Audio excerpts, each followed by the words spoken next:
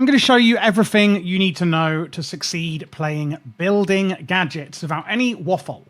So we're going to be doing the building gadget, exchanging gadget, the cut and paste gadget, the copy paste gadget, the destruction gadget, and then we're also going to look at blueprints and also the template manager. So let's start off then with the building gadget. It does need power. You can power it however you like. For example, in a energy cube here. Now, my keybind for it, I only really use one keybind for building gadgets. There are a few, but I only need one, is G. And that, I do believe, is the default. So G on your keyboard. If I press that while holding the building gadget, you can see it brings up a wide array of options. So, first things first, let's pick our material. I'm going to shift, right-click, stone. Stone is now our material. And I can say range 1 all the way up to, a gargantuan range of 15. For this, let's say 6. And we can choose a few different options on the dial here. So we've got surface, which will literally cover a surface. So it's going to cover the same surface that we've got, here. If it's just this one, it will cover this one. If we do it on the coal, it will cover the coal surface. And because it's a building gadget, it's going to build on top of that.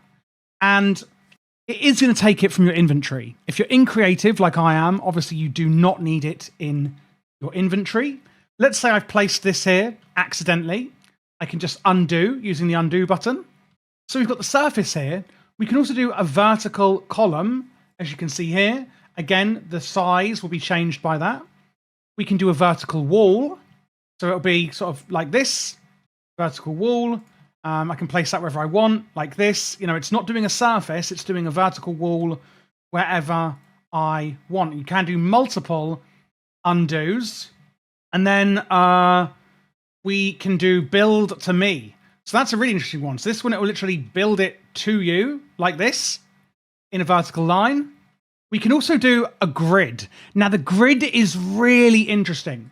If I do a grid and I shift right click on the glowstone, what we can do here is actually build a grid of glowstones. We're going to shift right click glowstone, and you're going to notice that actually nothing is coming up. When you're doing it like this, you do need to say place on top. So we can actually place glowstone in a grid like this, where when we add a range, it's going to increase the range. Meaning I can literally light up, say, this entire area just like that in the click of a button.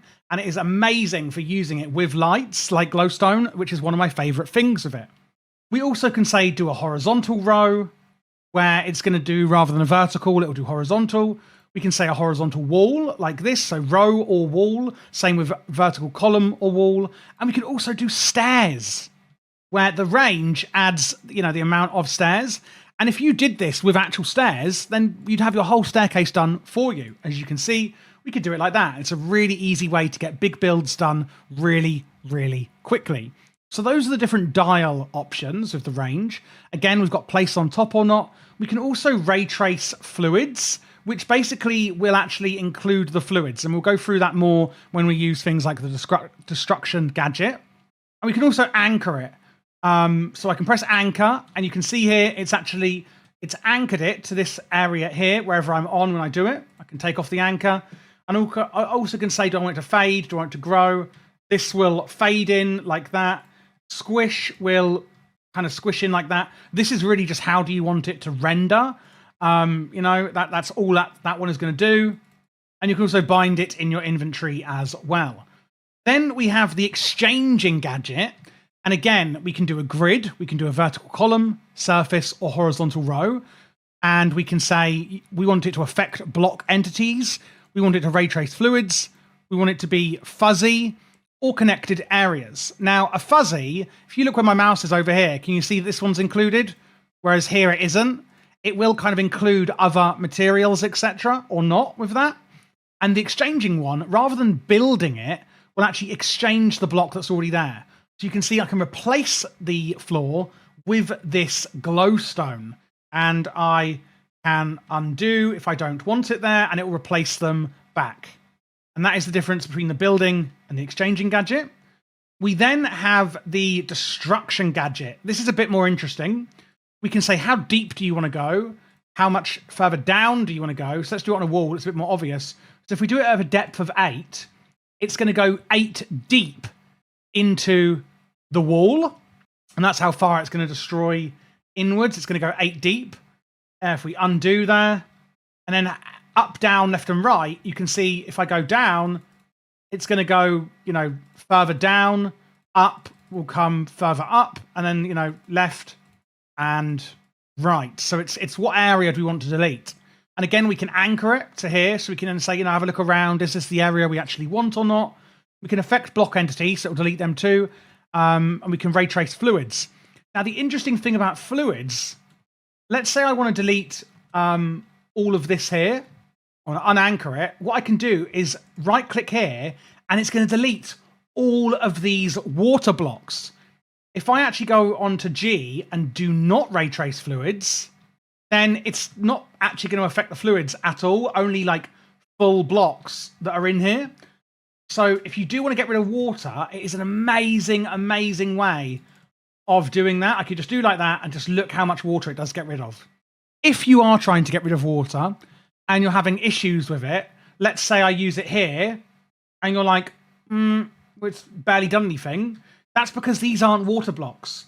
This annoyingly, so I can do it here and you can see it's getting rid of the water and suddenly the water's going down. But if I do it here, it's not getting rid of it. That's because they're not source blocks. Can you see how they're all flowing?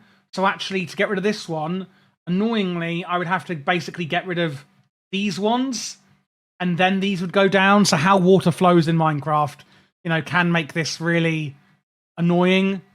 With this, if you are having troubles with that, make sure you're getting rid of the source blocks. And that is how we use the destruction gadget. So what I can do with the copy paste gadget is I can right click this one block here and then right click the second one. So here we now have this entire shape that I've copied. We can go to paste mode and you can see I can paste in this entire shape.